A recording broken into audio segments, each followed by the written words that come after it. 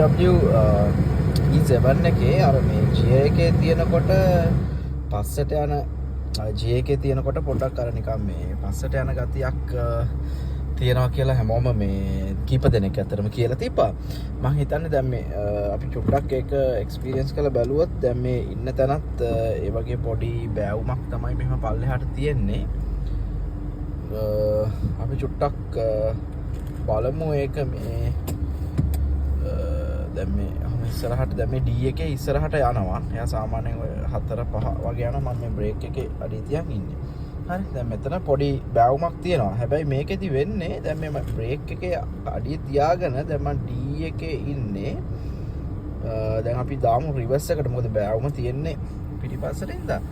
දැන් මේකේ මම මේ බ්‍රේක් එකේ යන්තම් උඩට අරගෙන බ්‍රේක් එකේ කකුල ඔන්නකොම අර පොඩ්ඩක් තියන් හිටියොත් මේ වාහනේ ආයි පොඩ්ඩක් මේ ඉස්සරහට යනවා ඇත්තටම මේ ඔය එක ලෙවල් එකකට දැන් මේ පේන ඇති වාහනේ පොඩ්ඩක් ඔය ඉස්සරහට යනවා. මෙතන පොඩ්ඩක් පල්ල මදින්ද මම තව පොඩ්ඩක් ඉස්සරහට ගන්නවා.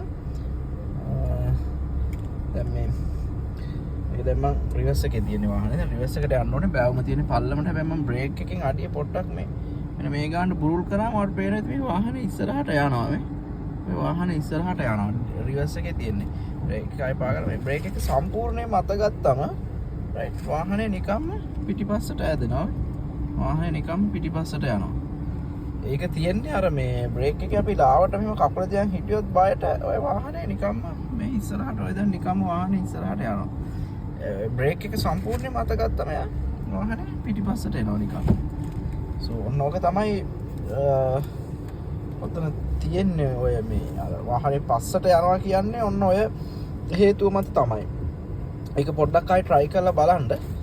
මේ සම්පූර්ණයෙන්ම බ්‍රේක් එකෙන් පාර කකුල ගන්න. බය නැතුව ඒක ඇක්සලරේටර් එකත් අපිට කකුල තියා ගන්න පුළුවන්. ඒක පොඩ්ඩක් එහෙම try කරලා බලන්න.